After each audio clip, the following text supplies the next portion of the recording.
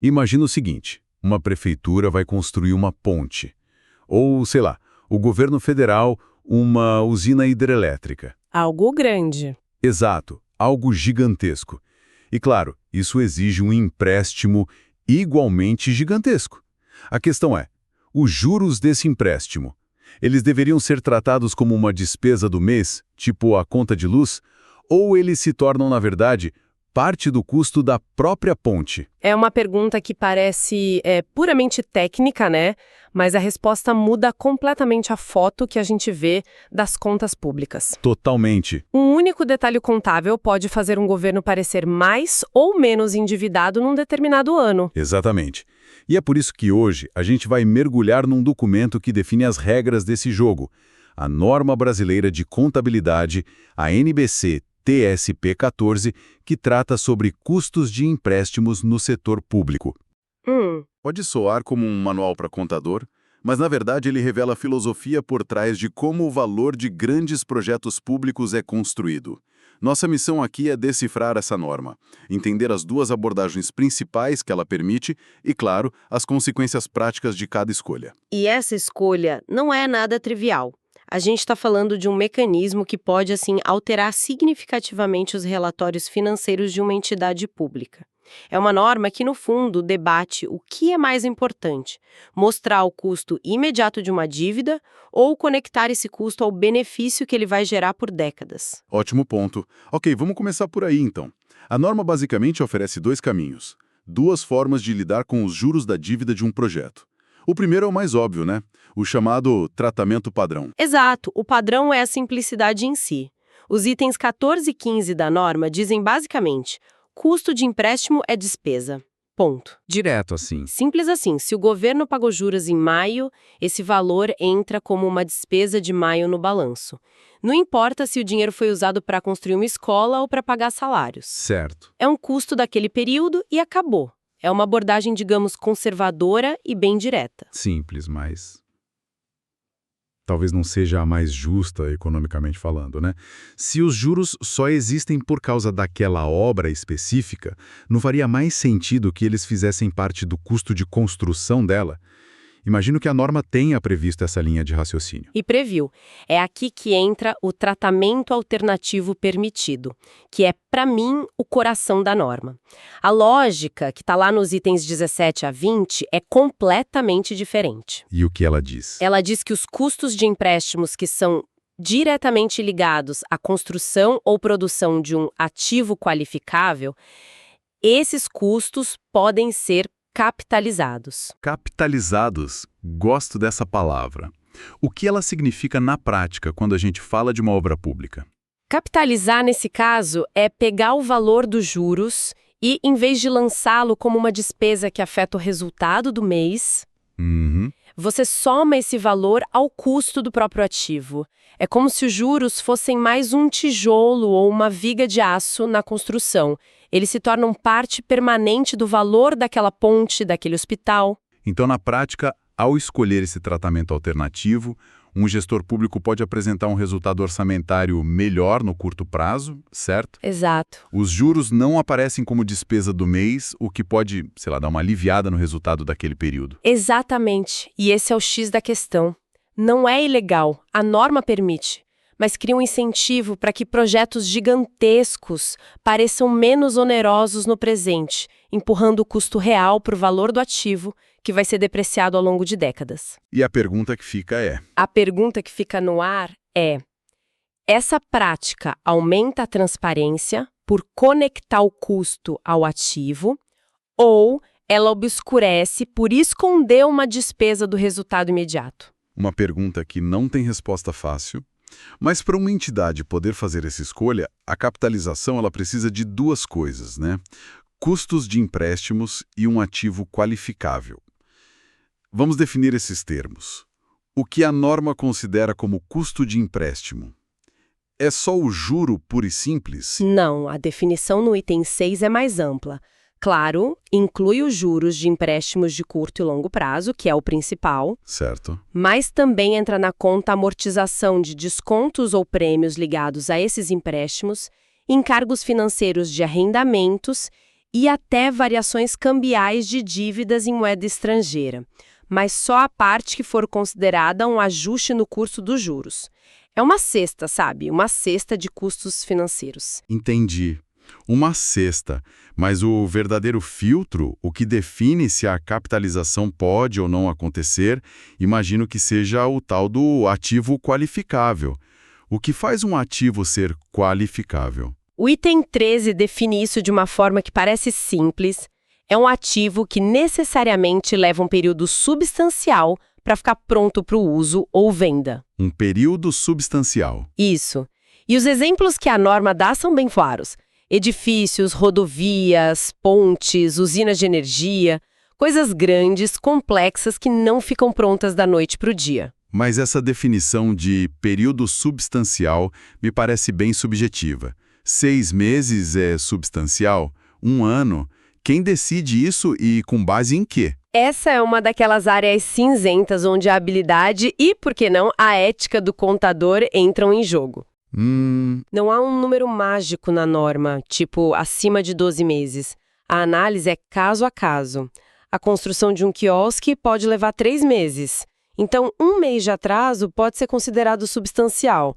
Já numa hidrelétrica, que leva 10 anos para ser construída, 1 mês de atraso não é nada. Então o contador precisa justificar essa decisão. Precisa, e muito bem. Ele precisa documentar por que considerou aquele período como substancial para aquele projeto específico. E essa decisão pode, e muitas vezes é, questionada por órgãos de controle como o Tribunal de Contas. É uma área de julgamento profissional. Entendi. E o que não é um ativo qualificável? Basicamente, 2 coisas. Primeiro, ativos que são produzidos em massa e de forma rápida, em série. Ok. E segundo, e mais óbvio, ativos que já estão prontos para uso no momento da compra. Não faz o menor sentido capitalizar juros em algo que você comprou pronto na prateleira. Certo. Ok. Então, digamos que uma entidade pública decidiu capitalizar os juros da construção de uma nova linha de metrô. Ela já sabe que é um ativo qualificável. Quando exatamente o cronômetro começa a rodar? Quando ela pode começar a somar os juros ao custo da obra? O item 31 da norma estabelece um tripé de condições.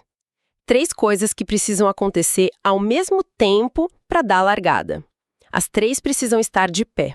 E quais são elas? A primeira, a entidade começa a ter gastos com o ativo.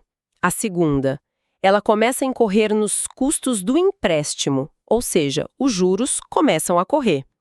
E a terceira, que é a mais interessante, quando a entidade inicia as atividades necessárias para preparar o ativo para o seu uso. Espere um pouco.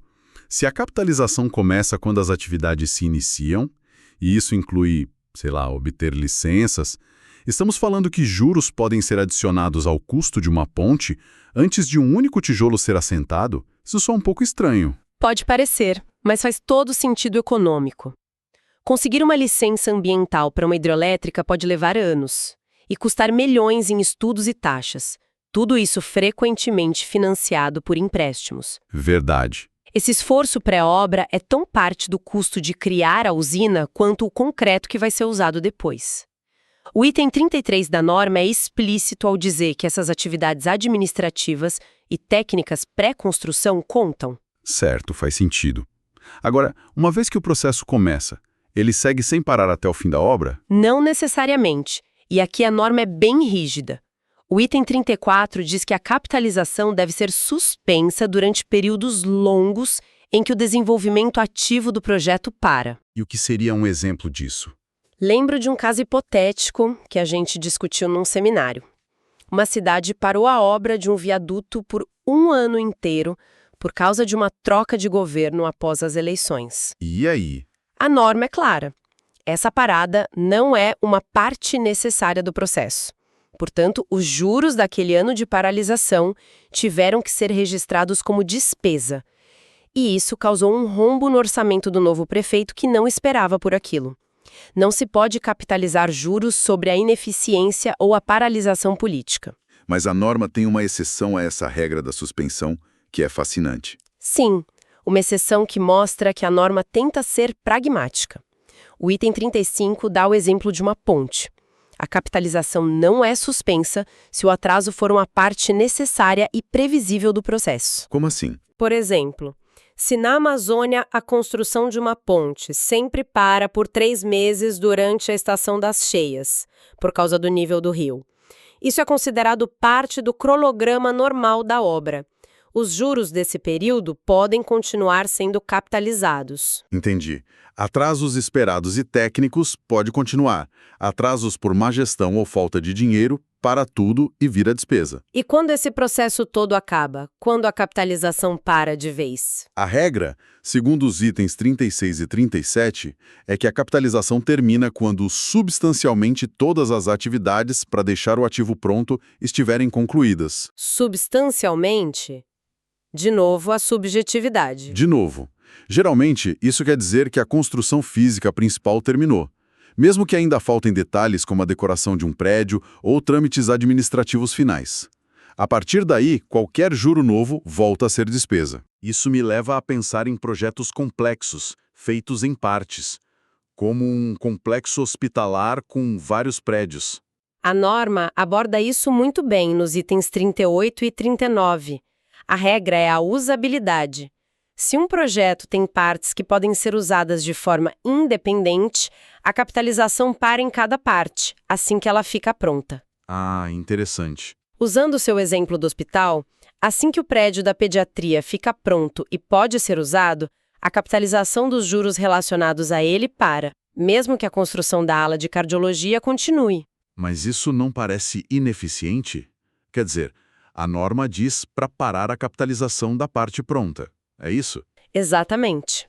A capitalização continua apenas para as partes que ainda estão em construção. Agora, o cenário oposto é quando as partes não funcionam sozinhas. A norma cita o exemplo de uma ponte que faz parte de uma rodovia. Não adianta nada ter a ponte pronta se os acessos não existem. Certo, ninguém consegue usar. Ninguém usa. Nesse caso, a capitalização dos juros só termina quando a obra inteira está completa, porque a funcionalidade depende do todo. Ok, o cenário básico parece claro, mas a realidade financeira é sempre mais bagunçada. O que acontece quando o dinheiro para a ponte não vem de um único empréstimo específico, mas de várias fontes diferentes, cada uma com juro? A norma tem uma solução para essa confusão. Tem sim, e é um dos pontos mais práticos da norma. O caso mais fácil descrito no item 23 é o do empréstimo específico. Se uma entidade pega um empréstimo de 100 milhões, exclusivamente para a ponte o cálculo é direto. Os juros daquele empréstimo são capitalizáveis. Simples. A norma ainda adiciona um detalhe. Se esse dinheiro ficar parado na conta rendendo juros antes de ser usado na obra, esse rendimento tem que ser deduzido dos juros a capitalizar. Justo. Mas o cenário comum é o oposto. O dinheiro sai de um grande caixão do governo que é abastecido por várias fontes. Como se calcula o juro disso? Aí a coisa fica interessante. Pense no caixa do governo como uma grande piscina. Entra a água de um empréstimo para a saúde a 5% de juros, outra para a educação a 7% e uma terceira de um financiamento geral a 6%. Ok. Quando você tira um balde d'água dessa piscina para construir a ponte, como saber qual a taxa de juros daquela água? É impossível. E qual a solução da norma? O item 25 diz: calcule o custo médio de toda a água da piscina. Você pega todos os empréstimos genéricos, calcula uma taxa média ponderada dos juros e essa será a sua taxa de capitalização. Você então aplica essa taxa média aos gastos que fez na ponte. É uma forma de alocar uma parcela justa do custo de financiamento geral ao projeto específico. Brilhante analogia. E imagino que exista um limite para isso, para ninguém sair criando juros para capitalizar. Com certeza. Um limite fundamental. O valor total que você capitaliza usando essa taxa média nunca pode ser maior do que o custo total de juros que a entidade realmente pagou no período. A contabilidade não faz mágica. Certo. E tem mais uma camada de complexidade que a norma trata, que são as relações entre empresas de um mesmo grupo, tipo uma estatal controladora e suas subsidiárias. Sim. E a regra nos itens 26 a 28 é muito importante para evitar distorções. A premissa é simples. Uma entidade só pode capitalizar os custos de empréstimo que ela mesma pagou. A capitalização segue o dinheiro e a responsabilidade. Deixa eu ver se entendi com um exemplo. Digamos que a Petrobras, a controladora, pega um empréstimo de 1 bilhão no mercado. Aí ela repassa esse dinheiro para uma subsidiária que vai construir uma refinaria, mas repassa como um aporte de capital, sem cobrar juros. A subsidiária pode capitalizar alguma coisa? Nada. Zero. Porque, do ponto de vista legal e contábil da subsidiária, ela recebeu um dinheiro que não tem custo financeiro. Os juros são uma dor de cabeça da controladora, não dela. Portanto, é a controladora que vai registrar esses juros como despesa em seu próprio balanço. A norma busca refletir o custo real incorrido por cada CNPJ, por cada entidade legal separadamente. Então, o que importa não é de onde o dinheiro veio originalmente, mas sim qual entidade legal tem a obrigação de pagar os juros. A capitalização segue a responsabilidade pelo pagamento, é isso? Perfeitamente resumido. Se a controladora repassasse o dinheiro cobrando juros da subsidiária, aí sim a subsidiária poderia capitalizar esses juros que ela efetivamente está pagando. Certo. Então, para amarrar tudo, a NBC TSP 14 oferece uma escolha crucial para o gestor público. De um lado, o tratamento padrão. Juro é despesa do mês. Simples e direto. Isso. Do outro, o tratamento alternativo. O juro pode ser integrado ao custo de grandes projetos, conectando o custo de financiar ao benefício que será gerado.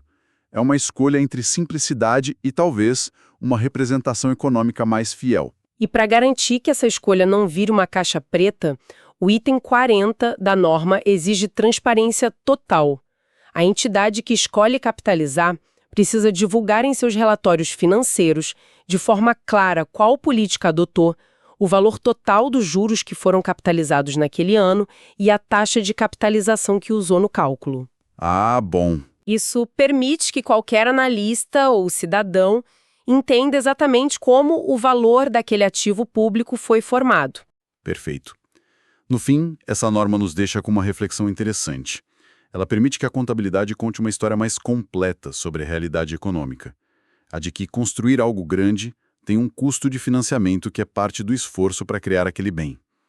Mas essa flexibilidade toda exige muito julgamento profissional. Muito. Definir o que é um período substancial ou quando uma obra está substancialmente completa. Exato, a norma confia no profissional para fazer essas distinções. E isso nos leva a uma pergunta final, mais ampla.